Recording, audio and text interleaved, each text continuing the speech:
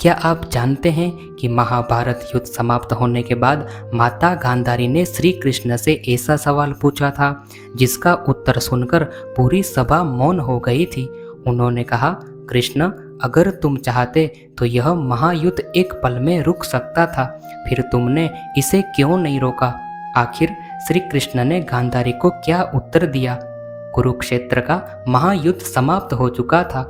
18 अक्षौहिणी सेना में से लगभग सब कुछ नष्ट हो चुका था। मैदान में टूटे हुए रथ, बिखरे हुए अस्त्र शस्त्र और वीर योद्धाओं के निर्जीव शरीर पड़े थे।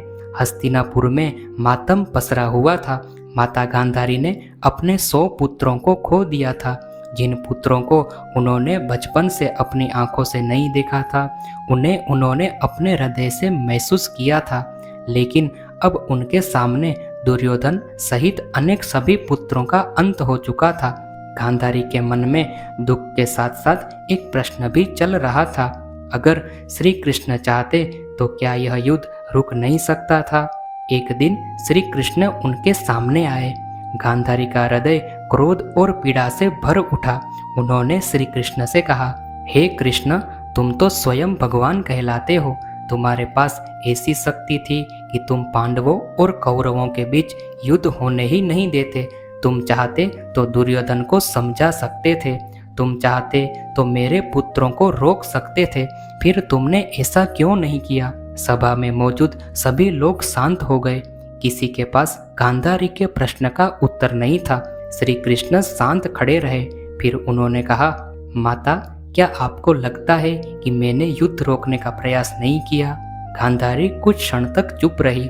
श्री कृष्ण बोले, युद्ध से पहले मैं स्वयं शांति का संदेश लेकर हस्तिनापुर गया था।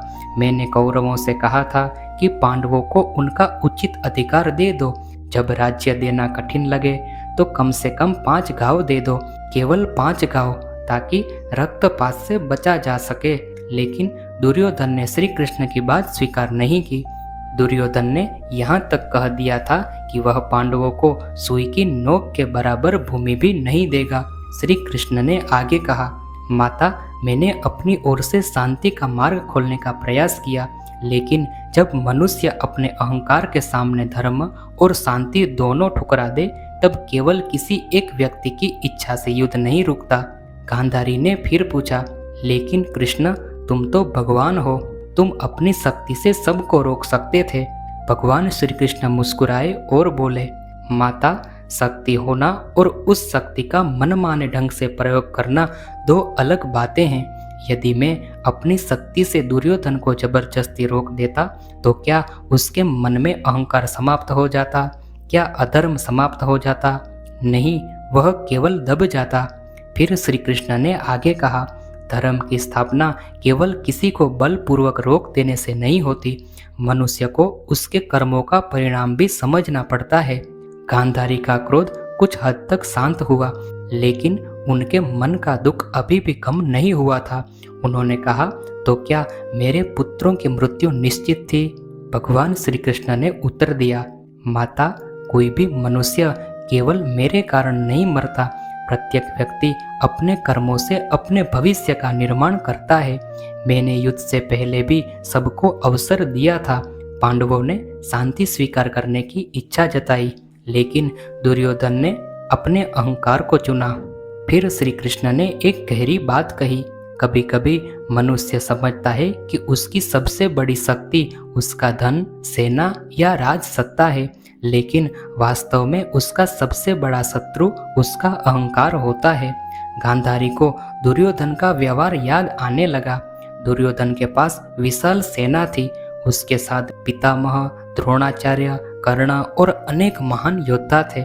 उसे अपने बल पर अत्यधिक विश्वास था, लेकिन उसने यह नहीं समझा कि अधर्म के आधार पर खड़ी हुई शक्ति अधिक समय तक नहीं टिक सकती। श्री कृष्ण ने गांधारी से कहा, यदि मैंने युद्ध को अपनी शक्ति से रोक दिया होता तो संसार को यह शिक्षा कैसे मिलती कि अन्याय का साथ देने वाला कितना भी शक्तिशाली क्यों न हो, अंत में उसे अपने कर्मों का फल भुगतना पड़ता है। गांधारी ने पूछा, लेकिन कृष्ण, मेरे पुत्रों ने जो किया उसका दंड मुझे क्यों मिला? मैंने तो किसी का बुरा नहीं चाहा था। भगवान श्री कृष्ण ने उनकी ओर करुणा से देखा। उन्होंने कहा, माता, आपका दुख मैं समझ सकता हूँ, लेकिन संसार में कई बार एक व्यक्ति के कर्मों का प्रभाव केवल उसी तक सीमित नहीं रहता। परिवार, राज्य और समाज भी उसके परिणामों को झेलते हैं। यह सुनकर गांधारी की आंखों से आंसू बहने लगे। उन्होंने श्री कृष्ण से कहा, फिर भी मेरे हृदय में यह पीड़ा रहेगी कि तुम चाहते तो यह सब रोक सकते थे। श्री कृष्ण ने कहा, मैं युद्ध को रोकने का अवसर दे सकता था, मैंने दिया भी, लेकिन किसी के कर्मों को उसकी इच्छा के विरुद्ध हमेशा के लिए बदल देना धर्म नहीं है। यही बात इस लोक कथा का सबसे बड़ा संदेश मानी जाती है। भगवान रास्ता दिखा सकते हैं, लेकिन उस रास्ते पर चलना मनुष्य को स्वयं पड़ता है। महाभारत में श्री कृष्ण ने अर्जुन को भी यह समझाया था कि मनुष्य का अधिकार अपने कर्म पर है, लेकिन कर्म के परिणाम पर उसका पूर्ण नियंत्रण नहीं है। कुरुक्षेत्र का युद्ध केवल पांडवों और कौरवों का युद्ध नहीं था, यह धर्म और अधर्म, न्याय और अन्याय तथा अहंकार और सत्य के बीच संघर्ष का प्रतीक बन गया। गांधारी ने अंत में श्री कृष्ण को शाप भी दिया कि उनके वंश और यादवों के विनाश का समय भी आएगा।